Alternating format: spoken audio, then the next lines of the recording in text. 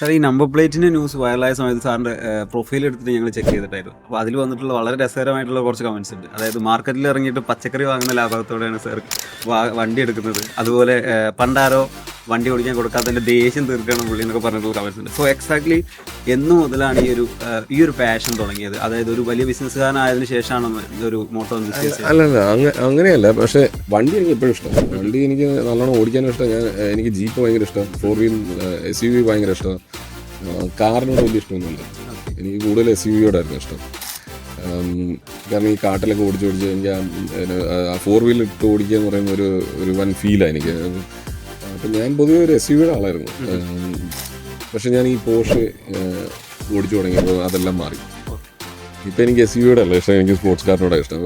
There was a change that has happened 2 വർഷം മുമ്പ്. 2 വർഷമായി തോന്നുന്നു. പോർഷെ 911 ടർബോസ് 2.6 100 കിലോമീറ്റർ എത്തുന്നൊരു feel that car. It's a beautiful machine. Then once എനിക്ക് എൻ്റെ പ്രശ്നം, ഞാൻ എന്തെങ്കിലും ചെയ്യുന്നത് ഞാൻ അകത്ത് പോയി ചെയ്യുന്ന ഒരു മനുഷ്യൻ ആയതുകൊണ്ടുള്ള കുഴപ്പം മാത്രമേ ഉള്ളൂ. അപ്പോൾ പിന്നെ എന്നാൽ പിന്നെ ഒരു ഗരാജ് മേടിക്കുക. എനിക്ക് I want experience all these different brands.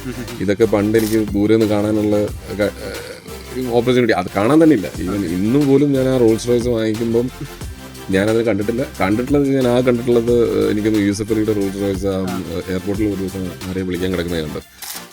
അല്ലാതെ ഞാൻ അത് ഇരിക്കുമോ അതുകൊണ്ട് അതിനകത്ത് കാണുകയോ ഒന്നും ചെയ്തില്ല. പക്ഷേ ഞാനത് വാങ്ങിച്ചു.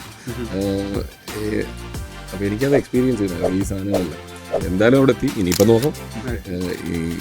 ഈ പറയുന്ന പോലെ നമ്മൾ ജീവിക്കാൻ വേണ്ടിയിട്ടാണല്ലോ ദൈവം ഇങ്ങോട്ട്.